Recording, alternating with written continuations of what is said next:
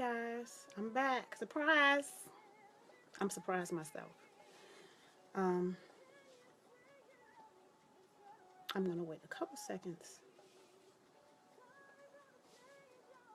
How's everybody doing today? Hi, Stephanie. How are you? Hi. Good morning, Troy. How you doing? I'm back. Part two, which shouldn't be too long. Yesterday, I talked about. I was responding to several inbox questions that I had been receiving over the last couple of months. And I kind of went through the process of why sometimes it takes us so long to finish, to do musical projects as independent artists. So touched on a bit of that yesterday, but as I was reading over some of the comments from yesterday and one this morning that actually Silver made, it kind of triggered something for me. One of the most important things, and even more important than the making of the music, because without it, you might not have any music, and that is the business, the copyright. Um, it is so important to make sure that you have your business in order because that can make or break you. Um, it's a lot of paperwork, and even the paperwork, doing the paperwork and filing the paperwork, there is a cost related to that. But it's something that really has to be done because, as you've seen recently, um, people will sue you if they feel like they have a claim, and sometimes they may not even have a claim, but all they have to do is appear to have a claim. It could be completely false, but if they can prove or show that, hey, this song is this, that, and it's mine or whatever, so it's important to make sure that your business is in order, making sure you have all of the copyrights filled out on your songs, making sure that all of your musicians are properly credited, making sure the engineers are properly credited, making sure that depending on what it is you're trying to do with your music, if you're trying to, like myself, I am interested in licensing.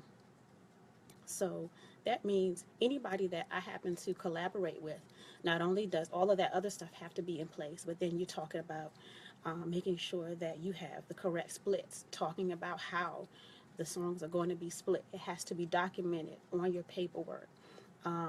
Your collaborator or collaborators have to have a PRO, because if someone contacts you about, hey, I like this song, we want to put it in a commercial or a film or whatever, and you have your information right and your collaborator doesn't, you're going to miss out on that opportunity because there are thousands and thousands of other people that have submitted for that particular submission. And if your stuff isn't right, you miss out.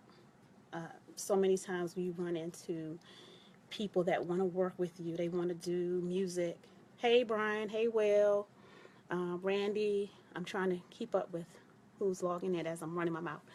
Um, I've seen where you run into people, they want to do music with you, they want to collaborate, and they'll say, well, we'll worry about the business, later. We'll go ahead and do get the songs done, get the song or songs done, and we'll worry about the business later. Ooh, no. One thing, and you've probably heard this, it's unfortunate, it's not true all the times, but it's a good rule of thumb that when it comes to business, there really is no friends. There's no friendship. Um, there are exceptions to every rule, but I believe that you should go into it with that philosophy because the last thing you want to do is to put your faith in someone and then at the end you get burned, because we all know that it's all good until some money is involved. Now, say you collaborated with someone and y'all said, okay, we'll deal with the paperwork later. Somehow it doesn't get done. The song, for some reason, blows up. Then what? That's something that you just don't want to deal with. So making sure that your business is tight is is more important than the music, because like I said, you might end up with no music if your business isn't the way it's supposed to be. So that's just another aspect, and an aspect that a lot of people don't want to talk about, but it's the one thing that it's the first thing that they should talk about. And like I said, it's from your songwriters, anybody that you collaborate with, your musicians in the studio, getting releases from not just the musicians, but your engineers as well, composers, whomever that you're working with, just making sure that your paperwork is the way that it should be. So, and those filings have costs associated with them too. So that was the other part of it. And I mean that was basically it. So how's everybody doing today? Let's see who we got. Thank you for the compliment on the hair, Will. Trying to get it together. Rick White, how you doing? Good morning, Randy, Elliot. Who else we got here? Randy said he's been there, and it's not a good place to be. I'm sure I've never experienced it. I have heard horror stories about it. I don't ever want to experience it, and I'm going to try to do everything that I can to not experience it. But it's just a matter of just kind of knowing certain laws, the certain rights that you have, rights that your collaborators have, and working together within those laws. I mean, a lot of people don't know that let's say if I write a song, I write the verses, the first verse, the chorus, the second verse, the bridge, and I say, hey, can you can you put some music to this? I am the songwriter. The producer that I approach to put music is the arranger.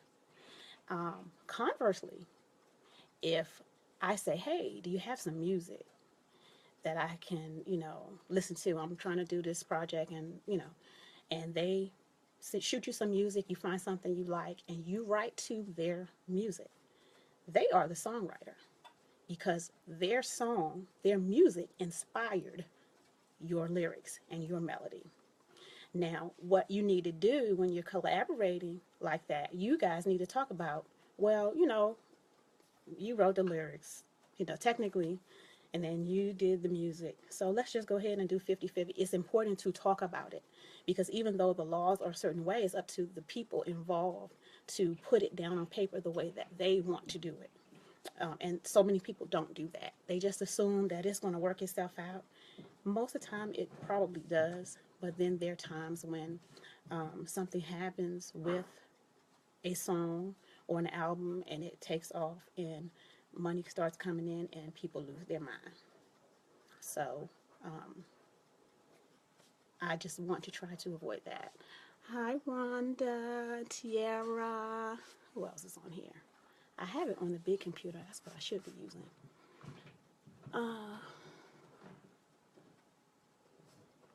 Khadijah said, this is good. Yeah, I think it's something that people need to know. They need to think about. It's important because the music industry has changed to the point where you don't have to. It's not a long shot for your music to be heard, and all it takes is one song,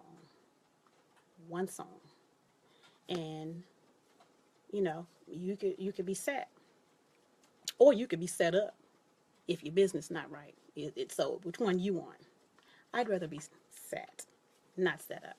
So just take the time and first of all try to be very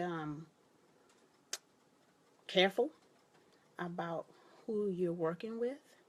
Sometimes people are very good at putting on masks. They're good at having their representative work, work for them, talk for them. But just kind of try to make sure you know who you're dealing with. And but just even if you don't, even if this is somebody you just met, which is a lot of times what happens in the music industry on all levels, just make sure your business is tight and you don't have to worry about it. Don't make that the last thing you talk about. That's not a good thing. So that being said, I'm just glad that I am on this journey. I'm glad that people are supportive. Hey, Ronnie, how are you? People are very supportive, and I have to give a super duper duper big shout out to um, Rick White, because if it wasn't for him, I pretty much would not be sitting here talking to you about this. I wouldn't be in the process of getting my stuff done. You know, I just really wouldn't, because he was like a dog with a bone. He was on my back. It was like, hey, in my inbox, hey, how's it going? I'm just checking on you, see how the project's going. And initially, it was, I had started writing some stuff, and I was like, well, I wrote a couple of songs, so it's slow, but it's going. So he was like, okay, well, if you need some help, just let me know, hit me up, let me know, no problem. Okay. A few weeks go by, and in the process, I'm kind of becoming intimidated, and I'm like, I can't do this. This is a lot. So I kind of fell back, and another message. Hey, just checking in. How's the project going? And I'm like, why is he bothering me? It's okay. I mean, it's coming. Mm, not really. He didn't know that. Okay, well, let me know if you need some help. Okay. A few weeks later, hey, how's it going? I'm like, boy.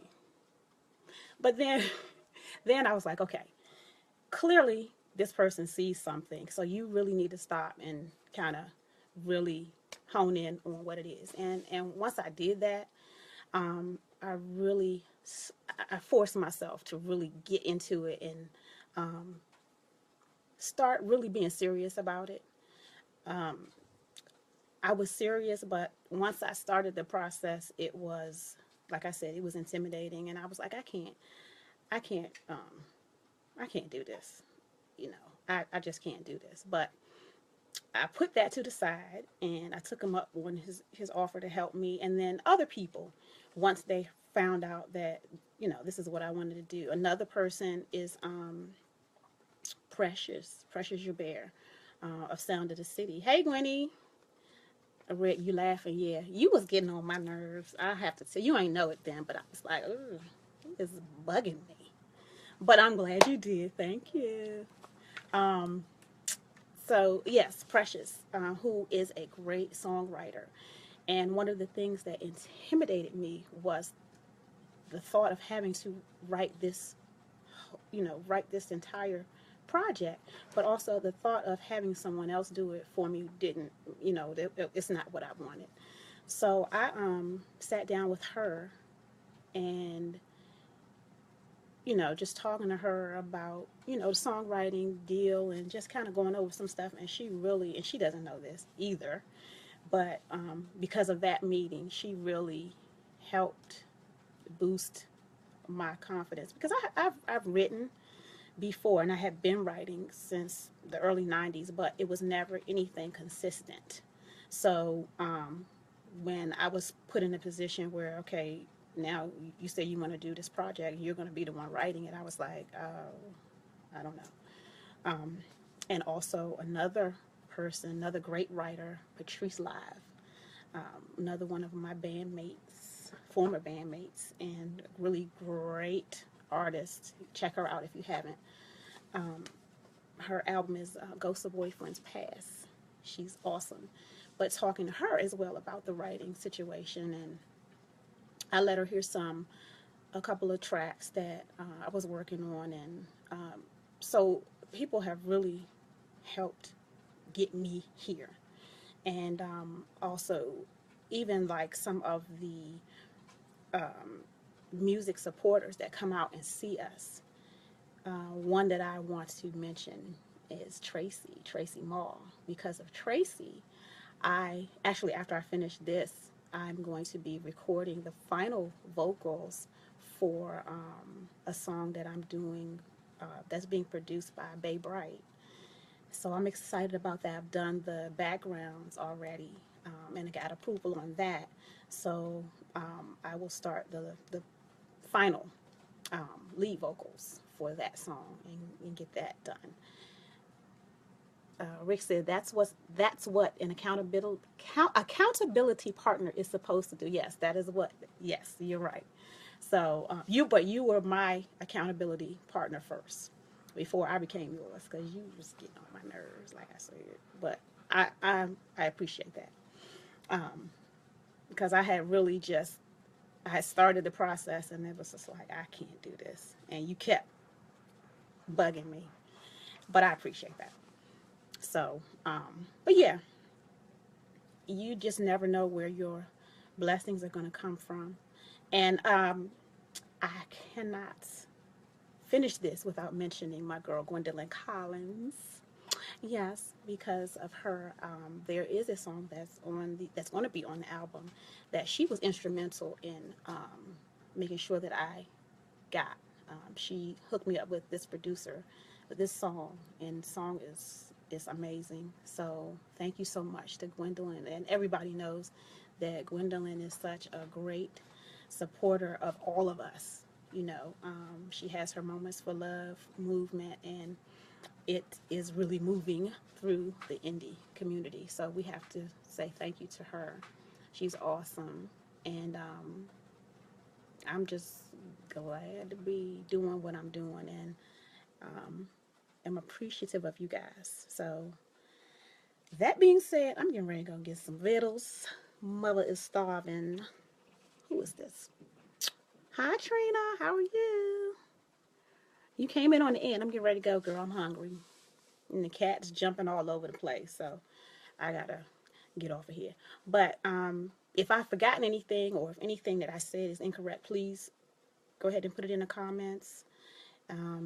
We just kind of gotta try to help each other out. And I've said before in some of my posts, we all appreciate you all liking the stuff that we do, but when we post stuff, shows and different things, don't just like it, go ahead and share it. Because someone else that's in your network that's not in my network may be interested. They may not even know about me until you happen to share something that I've done or that one of the other artists have done. I always do my best to try to share whatever anybody is doing. If I miss it, I'm sorry, but if I see it, I'm going to share it, whether I know you or not. So that's a big thing, even on the other um, social networks. Liking is cute, sharing is best.